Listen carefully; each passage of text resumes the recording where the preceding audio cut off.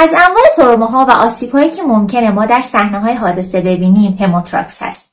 توی این ویدیو قصد داریم در مورد خود هموتراکس، علل ایجاد کنندش و علائم و راهکارهایی که در فیلد پیش بیمارستانی ما برای فردی که دچار هموتراکس شده به کار میبریم صحبت کنیم.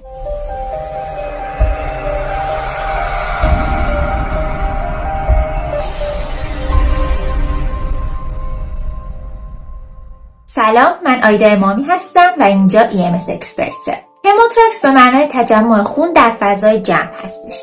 پروسش تقریبا مثل پنوموتراکسه، با این تفاوت که در پنوموتراکس در فضای جمع هوا تجمع پیدا میکنه ولی در هموتراکس خون تجمع پیدا میکنه. اینکه پنوموتراکس چیه، چطور ایجاد میشه و چطور این اختلال در حقیقت در دم و بازدم تاثیر میذاره، در موردش یک ویدیو دارم توی چنل که لینکشو میذارم، میتونید ببینید.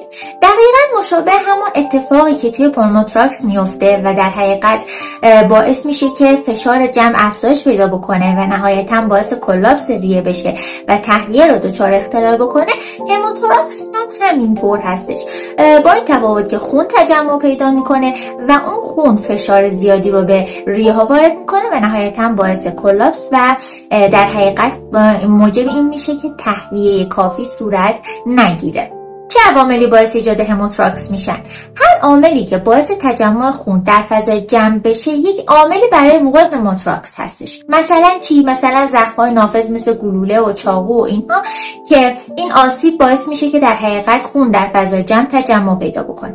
یا حتی تروماهای غیر نافذ، ضربه‌ای که به قفسه سینه فرد برخورد میکنه، چه در طی دعوا، درگیری‌ها، چه در حین تصادفات، باعث میشه که ضربه و آسیب وارد بشه به دیواره قفسه سینه، به عروق ریوی و همینطور عضلات بین دنده‌ای و این ضربه باعث میشه که در حقیقت خون اونها انتقال پیدا بکنه و نشر پیدا بکنه به فضای جمع و در نتیجه هموتراکس ایجاد میشه. و همینطور هر گونه بیماری که هدفش تخریب عروق ریوی و همینطور سایر عروق یا حتی عضلات بین دنده‌ای باشه باعث ایجاد هموتراکس میشه.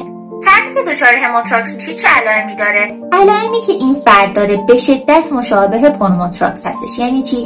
یعنی کاهش صداهای تنفسی در ریه درگیر، تاکیپنه و کاهش طول مدت دم و بازدم. در نتیجه فرد نمیتونه در حقیقت دم و بازدم عمیقی داشته باشه، نمیتونه تنفس عمیقی داشته باشه، درد بسیار شدید در حین تنفس داره، دیسترس تنفسی داره، تندرنس شدید داره، گیجی و رنگ پریدگی رو داره. همینطور در هنگام دق صدای دال هم ممکنه که از ریه درگیر شنیده بشه.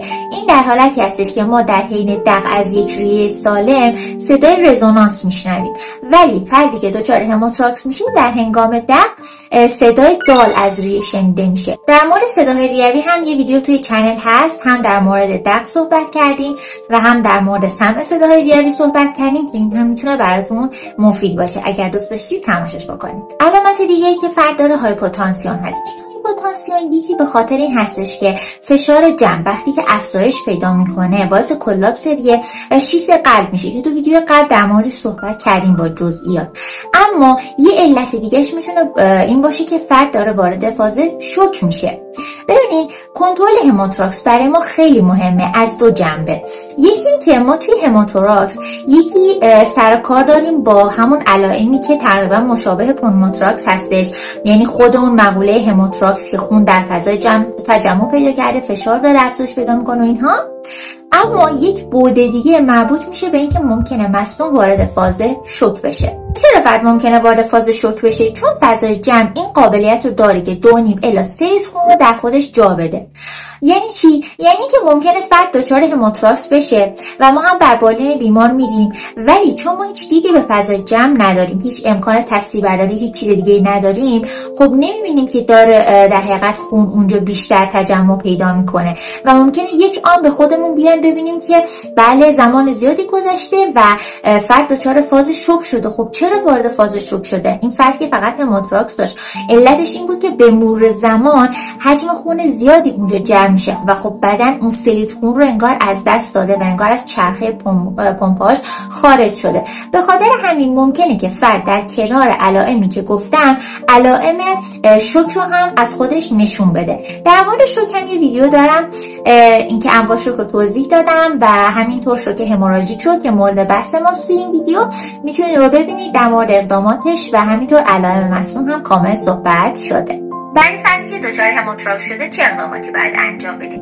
اولا اینکه پروتکل جامع برخورد با بیماران ترومایی رو براش اجرا میکنیم که توی این پروتکل در حقیقت هدف ما کنترل ABC و اقداماتی هستش که توی هر کدوم از اینها ما باید انجام بدیم و مهمترین اینها برای فردی که دچار هموتراکس میشه در حقیقت کنترل تهویه است، اینکه ما بتونیم براش تهویه مطلوبی رو برقرار بکنیم. در این راستا میتونیم از اکسیژن با غلظت بالا استفاده بکنیم.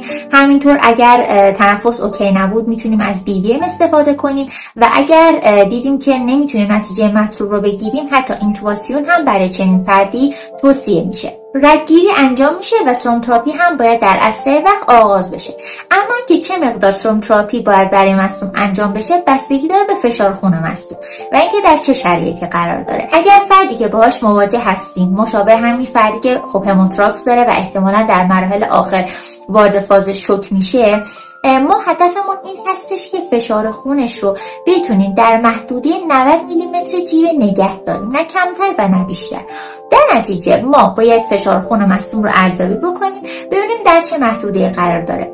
اگر این مصدوم صرفا فقط وارد فاز شوک شده، یعنی تروما سر یا افزایش ICD یا موارد دیگه نداره، هدف ما همین 90 میلیمتر جیوه هست. حالا فشار خون رو ارزیابی میکنیم، ببینیم که فشار خونش مثلا روی 60 یا 70 هست. برای این مصدوم سرم تراپی رو آغاز میکنیم تا زمانی که بتونیم فشار خونش رو به 90 میلیمتر جیوه برسونیم. بعد از اون دیگه سرم تراپی صرفا به صورت KVO هستش، یعنی فقط برای اینکه یک پرفیوژن و یک گردش خونی برقرار بشه. اما اگر وارد فاز شوک نشده بود یا اصلا فشار خون سیستولیکش بیشتر از 90 بود و همه چی اوکی بود، این سرم تراپی به صورت KVO از همون بیس انجام میشه. انتقال سریع در این مصدومین اولویت خیلی بالایی داره. در نتیجه سعی میکنیم که مصدومی رو در اسرع وقت به مراکز درمانی انتقال بدیم. اما یه سوال به وجود میاد، اینکه آیا ما برای فردی که دچار هموتراکس شده نیدل دکامپرشن انجام میدیم؟ پاسخ به این سوال نه هستش. ما برای فردی که دچار هموتراکس شده نیدل دکامپرشن انجام میدادیم و خب خروج هوا خیلی میتونست به مصدوم کمک بکنه. اما در هموتراکس این نیدل دکامپرشن کاربرد نداره و بهترین اقدامی که میشه برای این مصدوم انجام داد قرار دادن چست تیوب هست. در نتیجه میتونم اینطور بگم که در فردی که دچار پنوموتراکس هست بهترین اقدام در فیلد پیش بیمارستانی نیدل دکامپرشنه و وقتی که وارد بیمارستان شد چست تیوب گذاری. اما برای فردی که دچار هموتراکس میشه در فیلد پیش بیمارستانی بهترین کاری که میشه انجام داد همین برقراری تهویه و انتقال سریع هست تا در بیمارستان براش چست تیوب در حقیقت ایجاد بشه و گذاشته بشه. چرا ما در فیلد پیش بیمارستانی چست تیوب گذاری نداریم؟ چرا ما تجهیزاتش رو نداریم و به ما اجازه قرارداد چست تیوب داده نمیشه؟ خب اگر این اجازه رو میدادن ما از همون اول برای پنوموتراکس و هموتراکس همون چست تیوب رو قرار میدادیم دیگه. شاید این سوال به وجود بیاد. اما به دو دلیل چست تیوب گذاری در فیلد پیش بیمارستانی نباید انجام بشه. یکی اینکه ما برای چست تیوب گذاری به یک محیط استریل نیاز داریم که خب در فیلد پیش بیمارستانی ما نمیتونیم این محیط استریل رو فراهم بکنیم. طبعا توی صحنه حادثه و توی اصلا محیط توی خیابون ما هیچ وقت نمیتونیم اون محیط استریل رو فراهم بکنیم. دومین علت این هستش که چست تیوب گذاری یک پروسه بسیار زمانبری هست.